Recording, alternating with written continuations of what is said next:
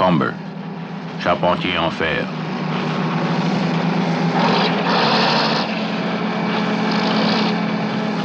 Je suis indien Mohawk, né à Caughnawaga, au parc de Montréal. Les hommes de Caughnawaga, presque tous, travaillent au gratte-ciel de New York. Demandez aux gens et ils vous le diront. Les Indiens sont imbattables sur les charpentes.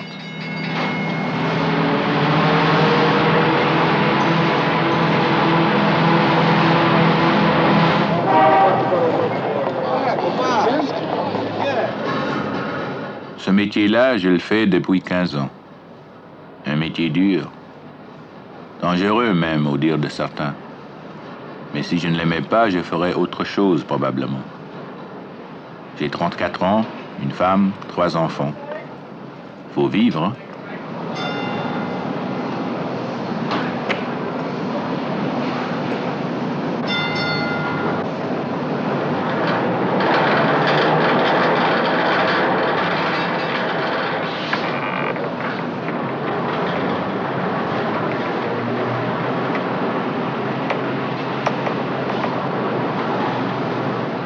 Ça commence par le plus facile.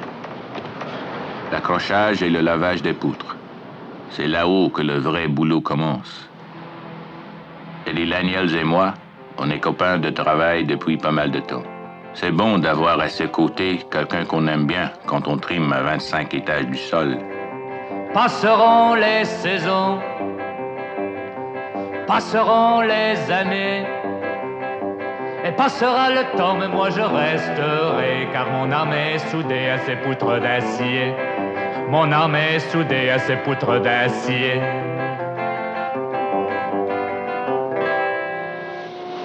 Chaque homme de l'équipe du levage a sa tâche particulière.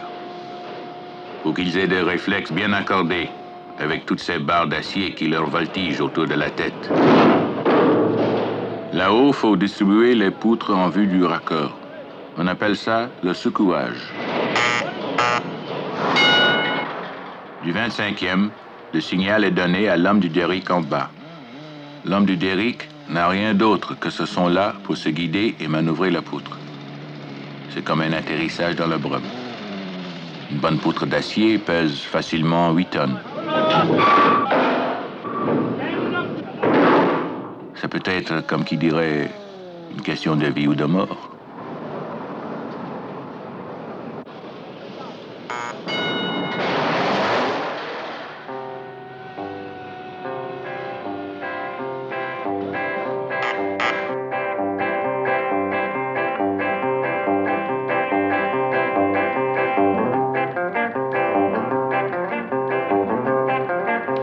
Je n'ai pas de choix, c'est écrit sur ma peau. Marche ou crève, c'est la loi, car je suis fait de soleil, de vent et de froid.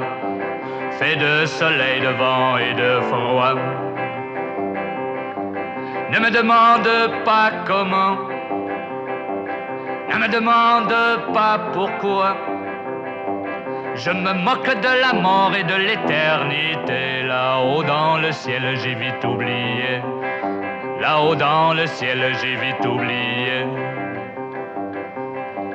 Il fait bon revenir parmi nos fleurs et nos champs. Retrouver les amis, mais pas pour longtemps. Faudra repartir vers d'autres horizons. Aller retrouver l'aigle et le faucon.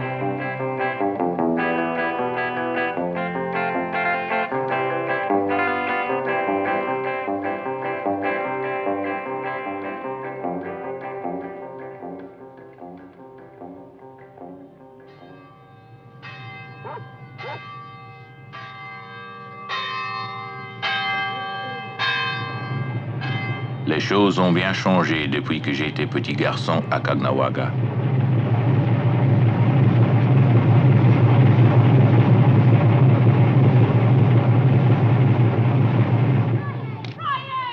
Mais je tiens à ce que mes petits passent là-bas au moins une partie de l'été, histoire de garder le contact avec le vieux village, les vieilles coutumes.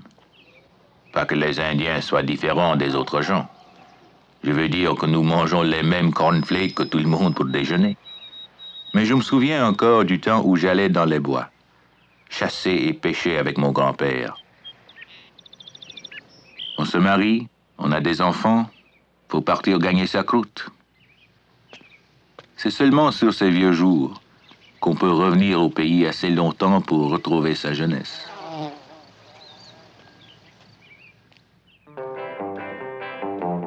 Caughnawaga, c'est mes amours, mais le boulot est à New York. Aujourd'hui je suis chez moi, demain je serai loin. Montréal ou New York, ma vie est tracée. Je dois prendre la route des montagnes d'acier, prendre la route des montagnes d'acier.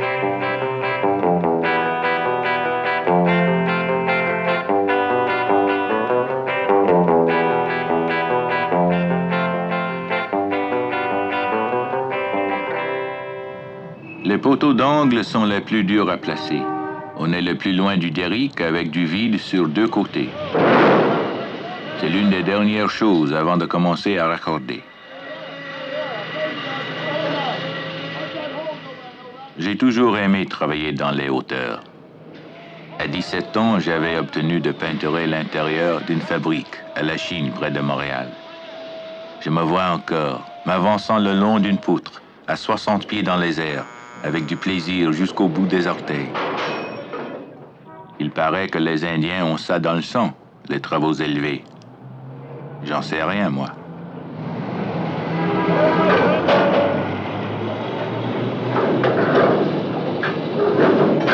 Une fois la poutre alignée sur la colonne et qu'elle est bien boulonnée, on peut dire que les choses sont en bonne voie.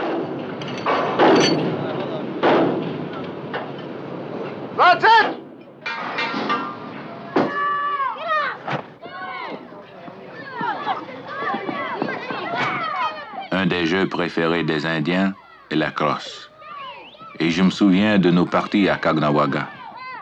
Les charpentiers en fer ont formé leur propre équipe, tout comme ces hommes qui travaillaient au pont de Québec en 1907.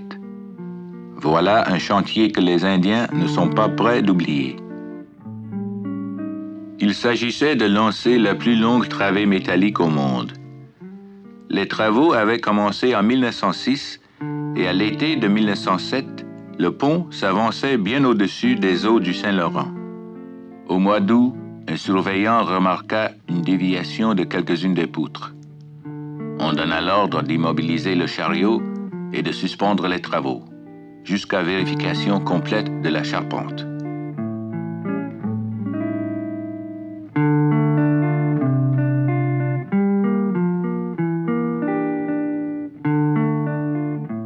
Pour plusieurs Indiens comme Tom Deerhouse et Harold Diabo, la construction du pont était la première grande occasion qu'ils avaient de se faire valoir comme charpentiers en fer. Je suis sûr qu'aucun de ces gars-là ne s'est fait prier pour déposer sa crosse quand on annonça le retour au travail.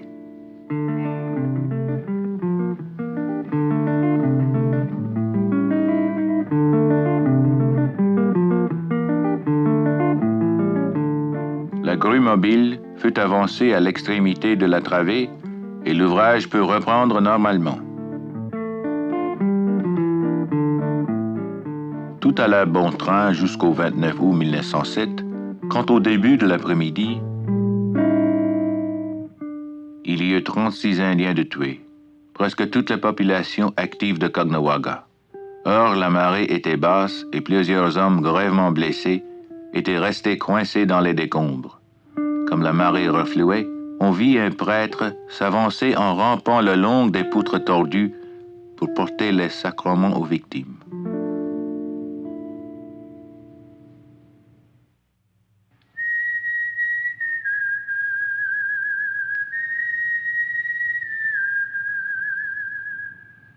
Quand mes enfants seront grands, ils grimperont derrière moi.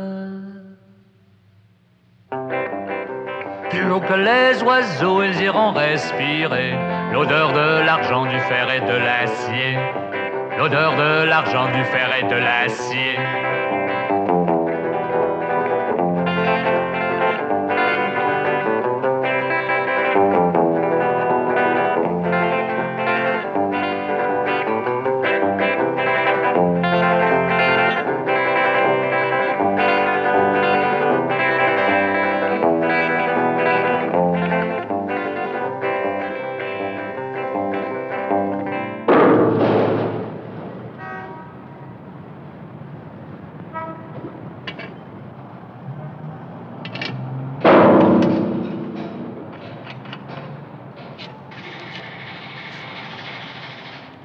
J'ai fait une chute un jour.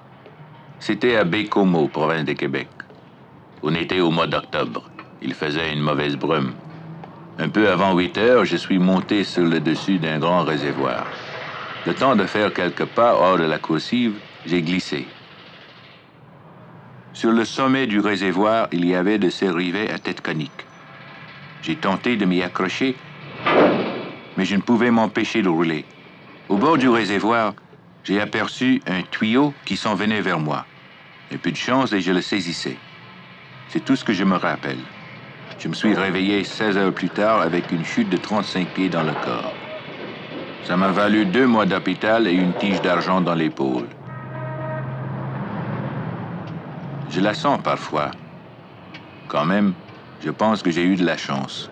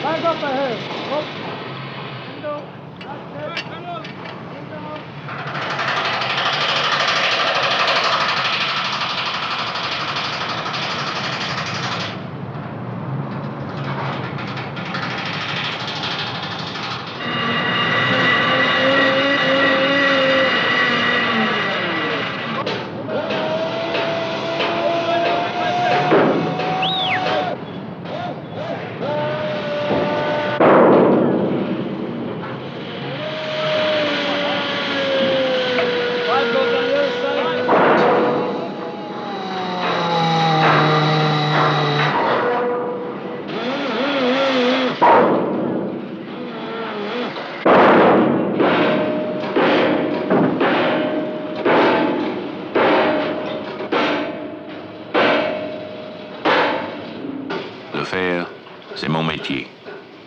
Je fais mon ouvrage aussi bien que possible, aussi vite que possible, sans me poser de questions. Qu'il lève la poutre jusqu'à moi et je me charge du reste. Faut la construire, cette bâtisse.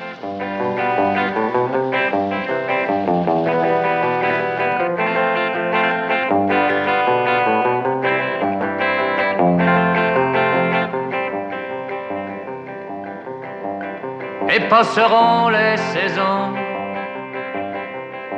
et passeront les années, et passera le temps, mais moi je resterai, car mon âme est soudée à ces poutres d'acier.